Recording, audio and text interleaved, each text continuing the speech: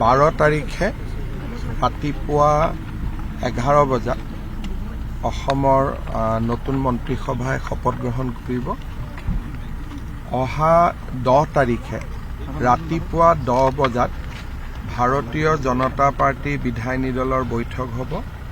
তাতে ভাৰতীয় জনতা পাৰ্টি বিধায়িনী দলৰ নেতা নিৰ্বাচন কৰা হ'ব আৰু সেইদিনাখনেই দিনৰ 11 বজাত NDA অৰ্থাৎ AGP, BPF আৰু ভাৰতীয় জনতা পাৰ্টিৰ যৌথ বৈঠক অনুষ্ঠিত হ'ব। তাতে NDA নেতা নিৰ্বাচন হ'ব।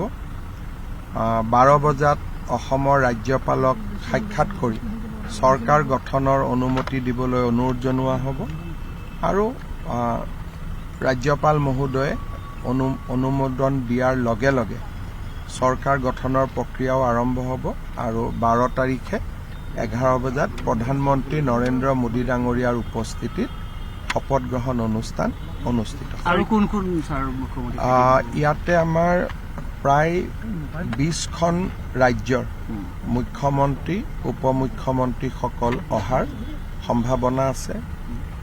দেশৰ কেইবাজনো উদ্যোগপতি অহাৰ সম্ভাৱনা আছে।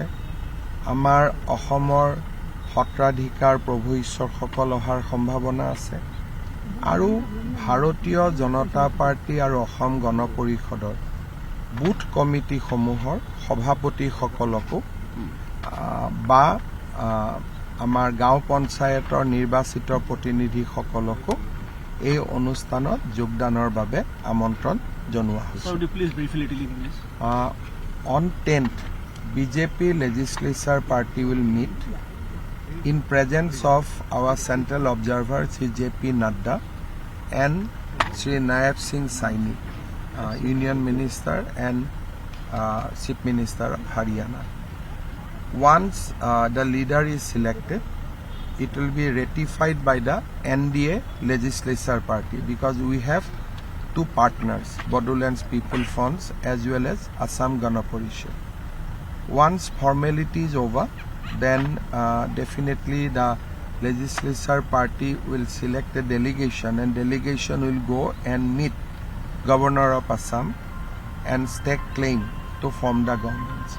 Once governor extend invitation, the process of government formation will start immediately. On 12th of May at 11 a.m. in presence of Honorable Prime Minister Sri Narendra Modi and other guests, the new government will take oath. So you are going to Bengal today? Yes, tomorrow is the oath. It will be a historical event. So I am going there to participate in the event tomorrow. আৰু কাৰোবাক specially নিমন্ত্ৰণ জনা হ'ব নেকি? ইমান special মানুহৰ নামে ক'লো আৰু কোন বাকী থাকিলে। ঠিক আছে, ধন্যবাদ।